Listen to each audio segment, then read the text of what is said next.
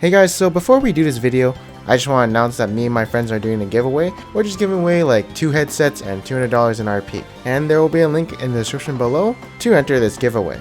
So good luck to all of you, and hey guys, what's going on? This is Pants Our Dragon, and today we'll be doing a little video on 13 tips to improve your jungle clears. Oh, I know, a very interesting topic. And the reason I'm doing this video is because some of you guys ask how I have healthy clears compared to their clears when I play my game, so I just want to show you guys some tips and tricks when doing jungle clears, and just improving efficiency. And so hopefully this video will improve on the small things that you don't really notice when playing the game, and maybe it'll help improve your game. So with all that being said, let's get started.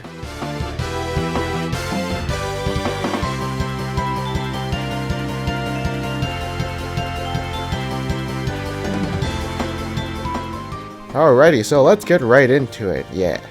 So first off, some of the jungle clips are a bit old, so do not look at the jungle item, just look at how I do the clears. Specifically, it's just going to be Wukong, but the first tip is going to be try to cancel a monster's auto attack with crowd control. So watch how I do this clear with Quinn. As you can see, right when the Gromp is about to auto attack, I use my E or Q to stop it from auto attacking. This means the monster just wasted his time winding up the animation to not auto attack, and you get some free space. This concept can also apply to things like Wukong's clone. So you can see right here, I E in and then auto attack and then press my W. And the reason I do this is because, as you can see, the golem was actually winding up to attack me, but then I cancel it and it actually winds up again for my clone. So it doesn't actually hit me for a good 2 to 3 seconds. There's also another tip in this clip that I want to show you guys, is that you should try and chain your crowd control. As you can see here, right after I use my clone, I actually smite the golem to get the golem buff. And as you can see, the golem has not actually hit me for a very long time, because I'm chaining my CC. Here's another clip where I show an example of me chaining my CC,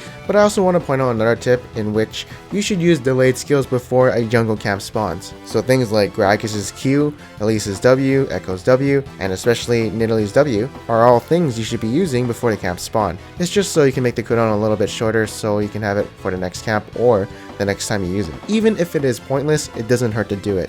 The next tip I want to point out is that we want to kite creeps in between autos. The reason we actually do this is because, well, we're not really doing anything in between autos, so if the camp is wasting time moving instead of auto attacking, then we're reducing damage, and that's why you always see me do it even on melee champions. And now for the next tip, basically when the camp is almost dead, you want to start dragging it away to where you want to go next, as you will save 2 or 3 seconds. And you gotta remember, in the wise words of goblins from World of Warcraft, time is money, friend. So yeah, time is pretty crucial. Alright, so for my next tip, I'm going to be showing you guys my personal preference, the second SMITE red route. I remember someone pointing this out to me, and I don't remember who it was, but props to that guy for showing me this or telling me about it, because I actually do this so many times in my games now. But basically, you smite the golems, then you do wraiths, and then you smite the red. You get 2 of the buffs, which make you healthier. And as we all know, we love health. Now for the next tip, you want to kite the creeps to attack summons. This was already demonstrated with Wukong, but I forgot to mention it because I'm an idiot. But this is a very basic tip. Most of you guys know this if you play a champion with summons. So yeah, it's just good to let them tank it, because you know, they can be respawnable. Now for the next tip, remember that tip where I told you guys to kite when you are in between auto attacks? You don't always have to. If you have skills, that's actually preferable to do, as you want to maximize the amount of damage you can do to the jungle camps. But basically, you always want to be doing something in between auto attacks, instead of just sitting there. Also, the next tip is you want to take out the small wraiths when you're doing the wraith camp, or raptors or chickens or whatever you want to call them. But the reason you take out the small wraiths is because 3 small wraiths have the exact same damage as 1 big wraith. So yeah, it's pretty efficient unless you're goals for clear times. For my next tip, when you're full health, take some damage before using your CC. This way you can sustain some health with like your machete, talisman, or some sustained skills. And you're not wasting what could be potential health gained, because I mean, if you're full health, you're not really gaining any hit point, right? So that's why you see me in this clip smiting the golems a little bit late. And finally, for the last tip is just going to be some advice. If you're going to gank, keep track of your mana.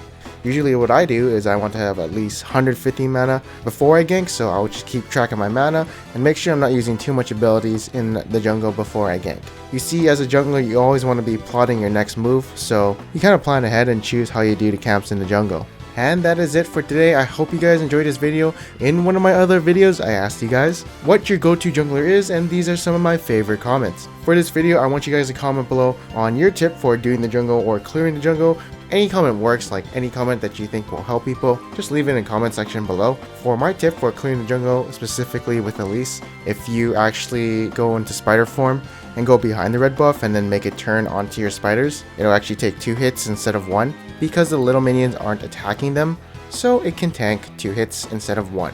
So you also have to be level 2 or more, otherwise it'll just get one shot by the red or even blue buff. But yeah, that is my tip for you guys, and if you guys did like this video, make sure to leave a like, and if you want to see more future videos like this, make sure that you subscribe. And yeah, I am Panzer Dragon, and I'll see you guys next time. Wish we could turn back time.